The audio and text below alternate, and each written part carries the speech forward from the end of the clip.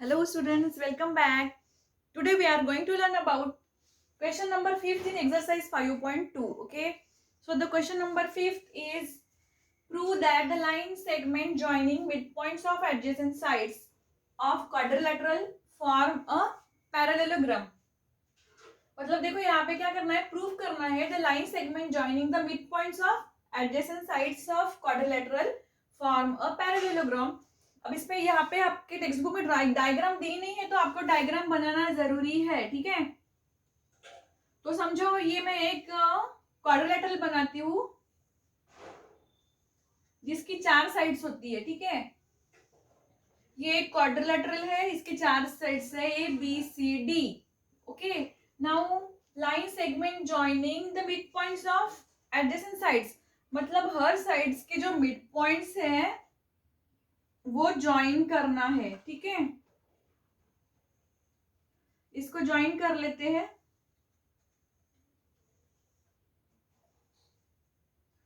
ठीक है, तो अब ये इसको भी नाम दे दो P Q R S.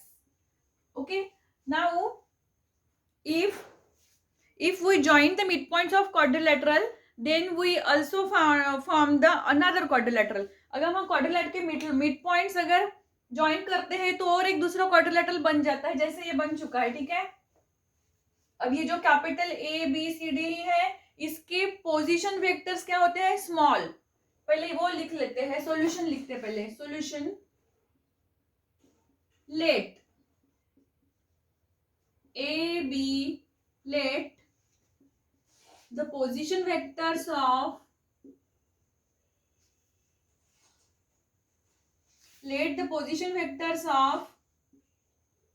capital A B C D P Q R S. कितने हैं, A B C D P Q R S. R क्या होते हैं, small a bar, b bar, c bar, d bar, A B C D E bar, A B C D, then P bar, Q bar, R bar और S bar respectively. ठीक है, अब इसके mid points क्या है, P Q R S are the mid points of side A B B C C D and A D. The points P Q R S are the midpoints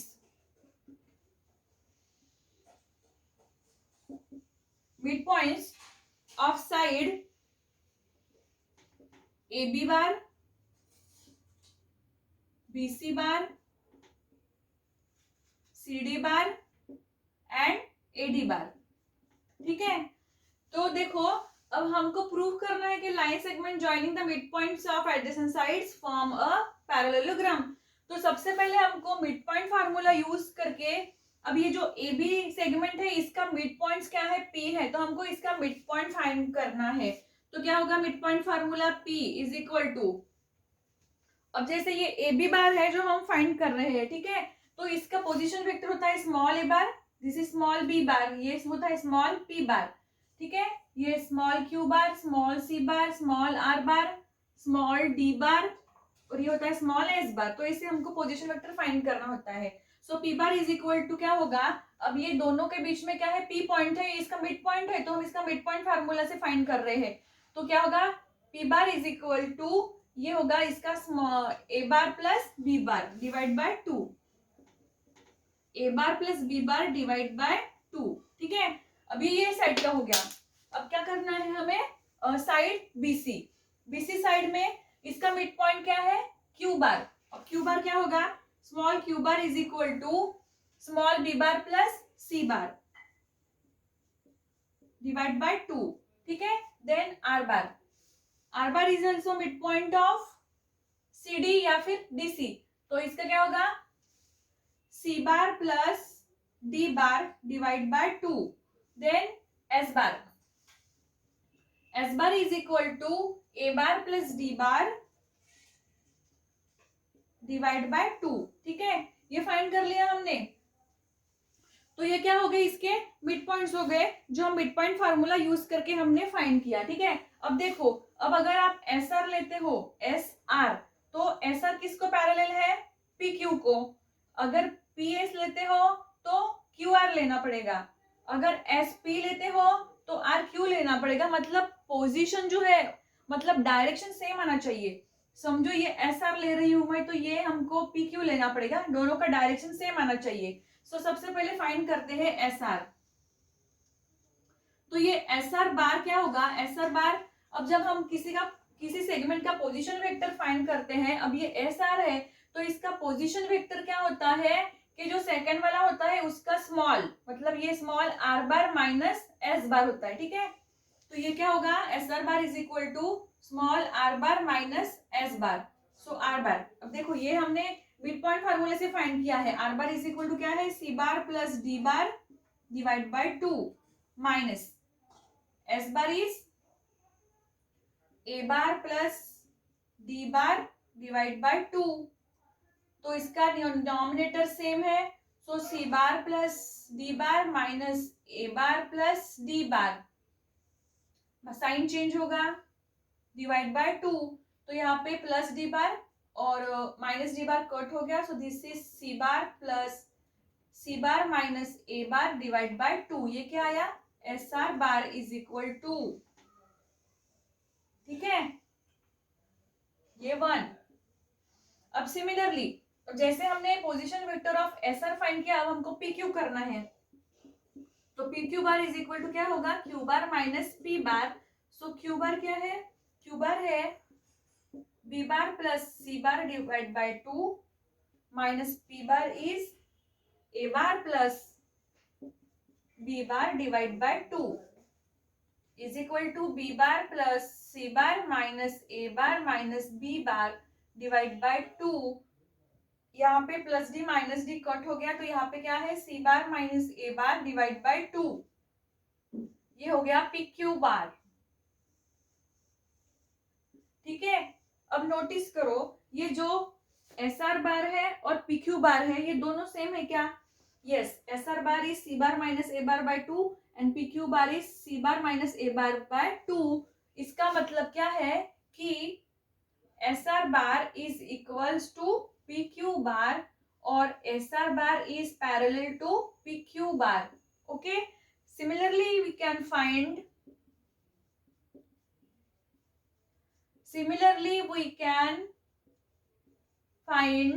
या फिर similarly we can prove that, जैसे हमने S R और P Q बार prove किया कि ये equal है, वैसे हम ये एस या पी एस बार और क्यू आर बार भी प्रूव कर सकते हैं। ठीक है, तो इसका मतलब क्या होता है कि वो पैरेललोग्राम फॉर्म करता है।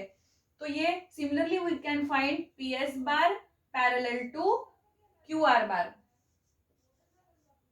ठीक है, तो अब इसको आपको दोबारा सेम ऐसे करने की, फाइंड करने की जरूरत नहीं है, आप प्रूव करके लिख सकते हो। ठीक है, देयरफॉर क्या होगा, therefore P Q R S, ये जो पी क्यू आर एस है, ये क्या है, P Q R S R parallelogram.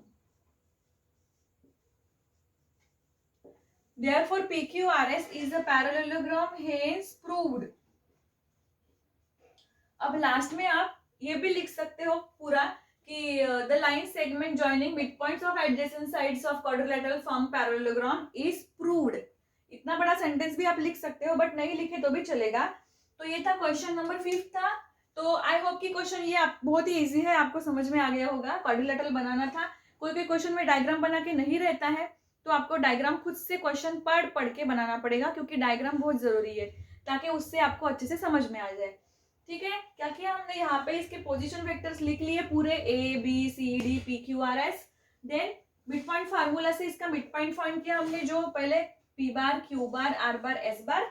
ठीक है, देन हमने एस आर और पी क्यू को पैरेलल दिखाया, देन पी एस और क्यू आर को पैरेलल दिखाया। मतलब क्या हो गया, वो पैरेललोग्राम प्रूफ हो गया। तो ये था क्वेश्चन नंबर 5। अगर इसका आपको स्क्रीनशॉट निकालना हो तो निकाल लो। अभी देखते हैं नेक्स्ट क्वेश्चन।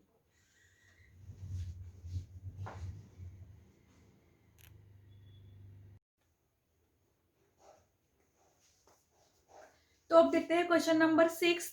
क्वेश्चन नंबर 6 थोड़ा काफी बड़ा और कॉम्प्लिकेटेड था, इसलिए मैंने ऑलरेडी ब्लैक बोर्ड पर लिख के रख दिया ताकि मैं आपको अच्छे से एक्सप्लेन कर पाऊँ। और ये इतना बड़ा है कि वीडियो काफी लंबा होता है और मुझे अपलोडिंग में परेशानी होती है, इसलिए मैंने पहले ही इसका आंसर लिख लिया है और मैं अब आपको अच्छे से एक्सप्लेन करके बताऊंगी, ठीक है। तो 6 क्वेश्चन है, D and E divide the sides BC and CA of a triangle ABC. पहले क्वेश्चन पढ़ते जाओ, वैसे वैसे डायग्राम बनाते जाना है। देखो ट्रायंगल एबीसी है तो पहले डायग्राम बना लिया, ट्रायंगल एबीसी निकाल लिया है, ठीक है। और बीसी और सीए क्या है, D and E divides side BC and CA, मतलब बीसी ये साइड्स हो गई और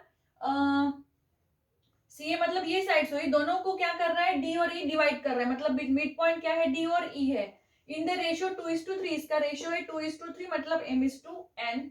then find the position vector of point of intersection of AD and B, मतलब इसको ज्वाइन करना है, एडी से परपेंडिकुलर ड्रॉ करना है और यहाँ से भी, and the ratio in which the point divides AD and B, मतलब क्या करना है, देखो अभी इसका रेशियो फाइंड करना है, ठीक है। और पोजीशन वेक्टर्स को किसके, ये पॉइंट पी है ना जिसने डिवाइड किया है ये एडी और बी को, तो इसके पोजीशन वेक्टर और रेशियो भी हमको फाइंड करना है। क्या है रेशियो इसका, तो सबसे पहले लिखते हैं point D and E divide the side BC and C respectively in the ratio 2:3।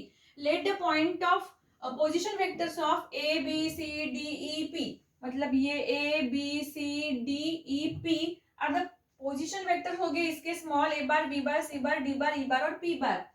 Then से बाय सेक्शन फार्मूला, अब सेक्शन फार्मूला यूज करो तो क्या होगा, इसका सेक्शन फार्मूला से मिड पॉइंट फाइंड करते हैं। D bar is equal to क्या होगा, अब ये डी का किसका मिड पॉइंट है, बी और सी का, ठीक है। तो बाय सेक्शन फार्मूला से क्या होगा, ये m into C bar into N into B bar, क्योंकि पहले हम सेकेंड वाला लेते हैं इधर का, divide by m plus N, और रेशियो क्या था 2:3, तो m और n की वैल्यू क्या है 2, 3, so 2 into C bar plus 3 into B bar divide by 2 plus 3, so 2c plus 3b upon 5, 2 plus 3 कितना हो गया 5, तो ये 5 इधर ले लो, 5 into D bar is equal to twice C bar plus thrice D bar is equal to, ये होगा इक्वेशन फर्स्ट। सिमिलरली वैसे ही फाइंड करना है ई बार के लिए, ई बार है, अब इसका ई बार किसका मिड पॉइंट है, सी और ए का, ठीक है। तो या फिर ए सी भी बोल सकते हो आप, तो क्या होगा इसका, अगर सी ए लेते हो तो M into C bar plus N into A bar, ठीक है, या फिर M into A bar N into C bar, M into A bar plus N into C bar divide by M plus N, तो ये क्या आया 2a plus 3c bye 5, तो ई bar is equal to क्या आया, यहाँ पे एक स्टेप मैंने नहीं लिखी हो, ये यहाँ पे लिख लो, ये 5 अगर इधर आता है 5 into E bar is equal to 2a plus thrice C bar, ये हो गया सेकेंड इक्वेशन, ठीक है। तो क्या करना है, कैसे किया देखो, अब ई बार इज इक्वल टू क्या होगा, इसका रेशियो क्या है m:n, 2:3 है ये, मतलब m:n, सो ये होगा 2:a बार प्लस 3:c बार डिवाइड बाय 5, ठीक है। तो ये दो इक्वेशन मिल गए, 5 E bar is equal to 2a bar plus 3c bar. अब क्या करना है, दोनों इक्वेशन को सॉल्व करते हैं तो उसको हमको मल्टीप्लाई करना पड़ेगा, तो मल्टीप्लाई करते हैं इक्वेशन फर्स्ट को 3 से और इक्वेशन 2 को 2 से मल्टीप्लाई करते हैं, तो ये क्या होगा, फर्स्ट इक्वेशन इससे 3 से मल्टीप्लाई किया तो 15d is equal to 6c plus 9b, और सेकेंड इक्वेशन को मल्टीप्लाई करो 2 से, 5 इंटू 2 10 ई बार प्लस 2 इंटू 2 4 ए बार प्लस 3 इंटू 2 6c बार डिवाइड। अब इसको क्या करो, सॉल्व करो, देखो तो क्या होगा, ये 6c बार कट हो गया, तो ये होगा 15d bar minus 10 E bar is equal to 9b bar minus 4a bar, ये इक्वेशन थर्ड। अब यहाँ पे d और b के टर्म नजदीक, d और a के टर्म 15d बार प्लस 4a बार, ये टर्म इधर आ गई, is equal to 9b bar plus 10 E bar, this term is going to इधर, सॉरी इधर आ गई, डिवाइड बाय 19। अब क्या करना है हमको, इसको सॉल्व करने के लिए इसको 19 से डिवाइड करेंगे। क्यों डिवाइड कर रहे हैं हम, क्योंकि ये 15 प्लस 4 19 हो रहा है, 10 प्लस 9 19 हो रहा है, तो डिवाइड बाय 9 करते हैं तो ये आएगा इसका रेशियो, तो इसको 19 से डिवाइड किया, ठीक है। तो अब डिवाइड किया 19 लिखा है, तो इसको स्प्लिट्स करते हैं जैसे कि यहाँ पे किया है, ये 15 प्लस 4 है, तो यहाँ पे क्या लिया हमने 15 प्लस 4 मतलब m:n, और यहाँ पे 10 + 9 मतलब 19 को सेपरेट किया। तो क्या हो गया इसका, क्या आया ratio, the left hand side is the position vector of a point where divides AD in the ratio 15:4। इसका रेशियो आया 15:4, मतलब m/n की वैल्यू आ गई। ठीक है, then right hand side is the position vector of point which divides the BE in the ratio 10:9। ठीक है, सो क्या हो गया, मिड पॉइंट जो है P बार, P का ये जो P है इसका रेशियो क्या आया, P bar is equal to 15 D bar + 4 A bar by 19 then 10 E bar + 9 B bar divided by 19। Therefore the point P divides the AD in the ratio 15:4 and point P divides BE, मतलब P divide कर रहा है B को is the ratio of 15/9। ठीक है, 15/4 से divide कर रही है, 15/4 से। Then point BE divides in the ratio 10/9, इसका रेशियो क्या हो गया 10/9। तो इस तरह से ये क्वेश्चन सॉल्व करना था, थोड़ा कॉम्प्लिकेटेड है बट आप एक दो बार इसको सॉल्व करके देखोगे रफ में तो इजीली समझ जाएगा। फिर भी आपको कुछ दिक्कत आ रही है तो मुझे जरूर पूछना। ठीक है, सबसे पहले क्या किया हमने इसमें